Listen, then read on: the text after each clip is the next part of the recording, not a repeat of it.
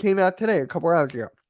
Yeah. Sixers insider Keith Pompey says Joel Embiid to the Knicks absolutely could happen. Joel already owns a house up in New York. Thoughts? Because to this, it's BS for me.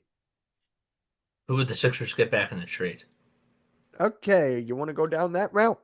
That's RJ Barrett, I could take. Obviously, Obi Toppin is gone, so they're not going to give yeah. up Randall. They don't have a backup power forward.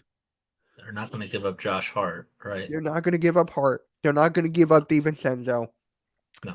I'm calling this right now. They're going to get Mikal Bridges in a couple years. Watch. So Okay. That's I'm just saying interesting. that because the whole Nova thing. Yeah. But when you look at this, right, there's no one else that we could possibly want except for Brunson.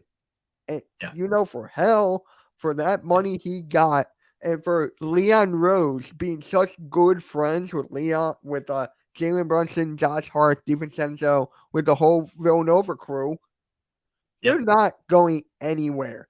There's nobody going. They need Coach Jay Wright. Watch, they're gonna get him after this year. I'm calling it. I'm actually calling it because they have Tom Thibodeau right now. He's a good coach. Yes, he did win Coach of the Year. I'm calling it right now. They're gonna get Jay Wright after next in 2024. They're gonna get Jay Wright. That would be crazy. He doesn't want to go to NBA, but I'm just saying, like, I don't believe in the whole thing about Embiid going to the Knicks right now. But I also understand too that Joel, if he really does one out, that puts Daryl in a tough spot, man. It really does. And this is the one thing that I'm not really the biggest fan of, like when it comes to players. Like, I'm all for like players negotiating like their own contracts, and I'm always for, player safety and that type of thing. But in some ways too, when it comes to these contracts and the way that money is just tied, I'm really praying that Joel doesn't ask out because I love Joel, man. I don't want to lose Joel, but I don't think that it's going to happen right now. But obviously, these things can change because money talks. Yep, it really does. But I also understand too that Daryl would probably Daryl's not dumb. He would definitely hold out on a trade package that at least would be somewhat valuable. Like you can't necessarily replace Joel Embiid, but he did the same thing with Ben Simmons. Like he held out on the whole trade for a year and it got him James Harden. And even though hindsight is 2020, and I would have loved Tyrese Halliburton and Buddy Hield, that would have been so awesome.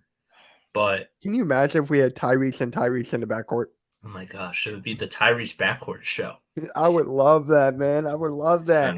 But you said that you don't want Joel to go. I'm right there with you. But if he requests a trade, I will not be mad. I will not be mad. I wouldn't be mad. No, I wouldn't be mad at him because I understand too that that the organization didn't put the right pieces around him. But I mean, as a Sixers fan, I don't want to go back to losing. I don't either, man. I don't either.